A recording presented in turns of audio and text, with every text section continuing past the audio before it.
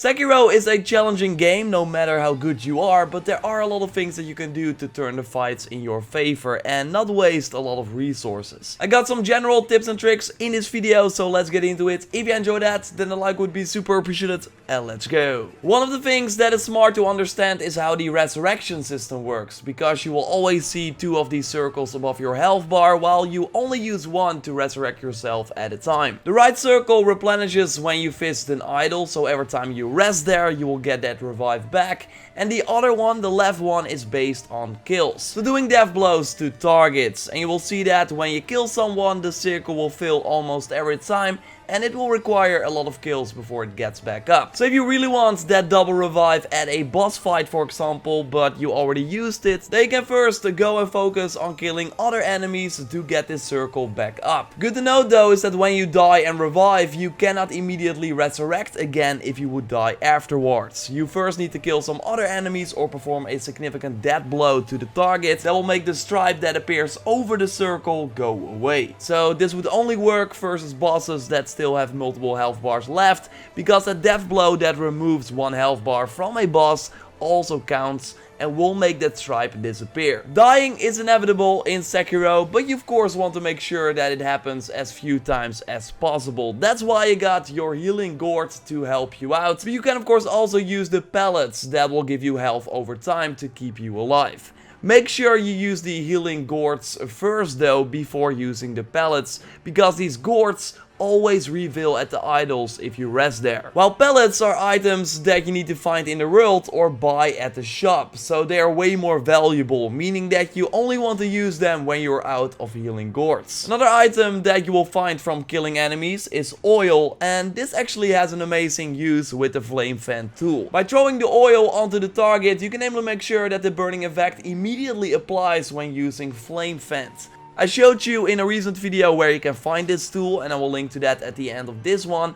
But yes, this combo is really brilliant against multiple type of enemies, including mini bosses. Like this drunk guy will catch fire after one attack and then be stunned for a short period of time, so you can easily do the floating passage skill, for example, to deal a ton of damage and of course dodge away at the right time. But that is not all, because now the enemy is burning, and that means that his posture will not generate, so you have a higher chance to break his posture, and the burning effect will also make sure that the enemy loses health over time. You don't want to spam this combo, by the way. Wait for when the boss is not burning anymore before you throw the oil in his face again, and then follow up with the flame vent attack. By the way, another pro tip against mini bosses is running away.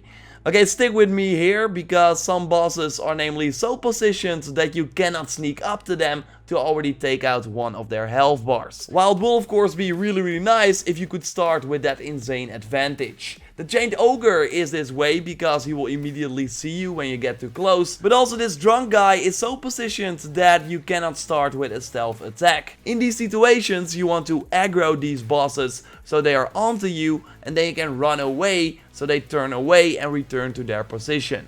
Now it's the perfect time to return and sneak up to them to start with that insane advantage that you want. Smart in these situations is to kill the enemies first that are around the boss, so you have more chance to sneak up to the boss and not get spotted by these other enemies. Also good to note is that the health from these mini bosses will reset when you run away and when they like turn around. So no need to fight this mini boss first and then run away. Just do it immediately and then start the proper battle after you've done your stealth attack. When you, by the way, know that you will be fighting versus a boss and likely need to try multiple times to take him out, then it will be smart to spend all your money before you do that, so you don't lose it. Because you likely already noticed that you lose half of your money, right, when you die. So going to shops first to buy pellets or other things, or buying emblems, is always smart, so you have very little money before you engage the boss. And when you then do engage the boss but still die, you likely still have more money than when you engage the boss. Why not immediately spend that before you return to the boss again? Just buy some emblems that will always be necessary to use the tools, and then go back to this boss fight, because you will always be able to buy some because they're only 10 cents each. And the same can be said for XP. Just make sure that you just got a skill point so your blue bar is as good as empty otherwise you will lose half of that when you die, and that would be a shame, of course. For regular combat, I think it's always smart to focus on the archers or ranged enemies first, because they will be super annoying and shooting you from afar, dealing a ton of damage, and they also easily die by just sprinting up to them and then immediately doing a slice attack.